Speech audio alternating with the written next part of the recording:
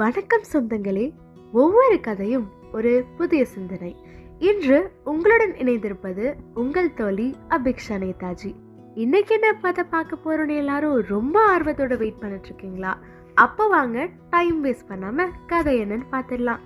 இது முன்னொரு காலத்துல நடந்த ஒரு அழகான கதை. யோனா அப்படிங்கிற ஒரு மனுஷர் இருக்காரு. அவரு கடவுளுக்கு ரொம்ப ரொம்ப உண்மையுள்ள ஒரு மனுஷர். கடவுள் எதை சொன்னாலும் கேட்கிற ஒரு மனுஷரா இருந்தாரு யோனா. ஒரு நாள் யோனா கடவுள்கிட்ட வேண்டிட்டு இருக்கும் பொழுது கடவுள் சொன்னாரு, நினிவே அப்படிங்கிற ஒரு அழகான பட்டணம் இருக்கு. அந்த பட்டணத்துல பாவம் ரொம்ப அதிகமாயிருச்சு. மக்கள் எல்லாரும் அவங்களுக்குள்ளேயே சண்டை போட்டுக்கிறது, நிறைய அந்த மாதிரியான பாவங்கள் அந்த பட்டணத்துல பெருகிடுச்சு. அந்த பட்டணத்தை நான் இப்போவே அழிக்க போறேன். யோனா, உடனே நீ போய் அந்த பட்டணத்தில் இருக்க மக்கள் எல்லாரையும் பாவத்திலிருந்து வெளில வர சொல்லு, இல்லைன்னா அந்த ஒரு பட்டணத்தை நான் அழிச்சிருவேன் அப்படின்னு கடவுள் யோனா கிட்ட சொல்றாரு. இது எல்லாத்தையும் கேட்டுட்டு இருந்த யோனா என்ன பண்றாரு அப்படின்னா, ரொம்ப பயந்து போய் எப்படிடா அந்த பட்டணத்தில் இருக்க மக்கள்கிட்ட போய் நம்ம இதை சொல்றது அப்படின்னு சொல்லி பயந்து போய் கடவுள்கிட்ட இருந்து ஒளிஞ்சுக்கிறதா நினைச்சு ஒரு படகுல போய் ஒளிஞ்சுக்கிட்டாரு. அவர் ஒளிஞ்சுக்கிட்ட அந்த ஒரு படகு கடல்ல போயிட்டு இருக்கும் பொழுதே பலத்த காத்து, மழை, புயல் மாதிரியான ஒரு சூழ்நிலை காணப்பட்டுச்சு.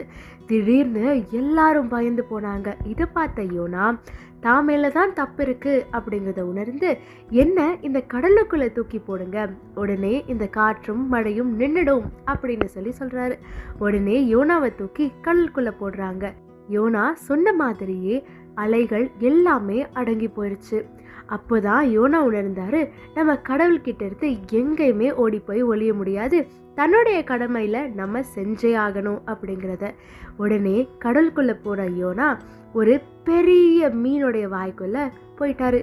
மீனோட வாய்க்குள்ள 3 நாள் இரவும் பகலுமா அங்கேயே யோனா இருந்தாரு. அவருடைய தப்ப உணர்ந்த யோனா மீனோட வயிற்றுக்குள்ளே இருந்து கடவுளை ரொம்ப பிரார்த்திச்சு மன்னிப்பு கேட்டாரு. இப்படிதான் யோனா அவருடைய தப்பை திருத்திக்கிட்டு மறுநாளே நினிவே பட்டணத்துக்கு போயிட்டு எல்லா மக்கள்கிட்டையும் அவங்களுடைய பாவத்தை பத்தி சொன்னாரு. உடனே எல்லா மக்களும் மனம் திரும்பினாங்க. அவ்வளோதாங்க.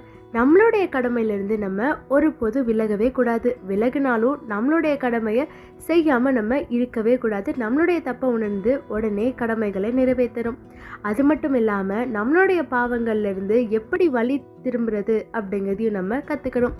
இந்த மாதிரி இன்னும் நிறைய கதைகளுக்கு நம்ம சேனலை சப்ஸ்கிரைப் பண்ண மறந்துடாதீங்க. அப்படியே அங்க இருக்கக்கூடிய நோட்டிபிகேஷன் ஐக்கானையும் கிளிக்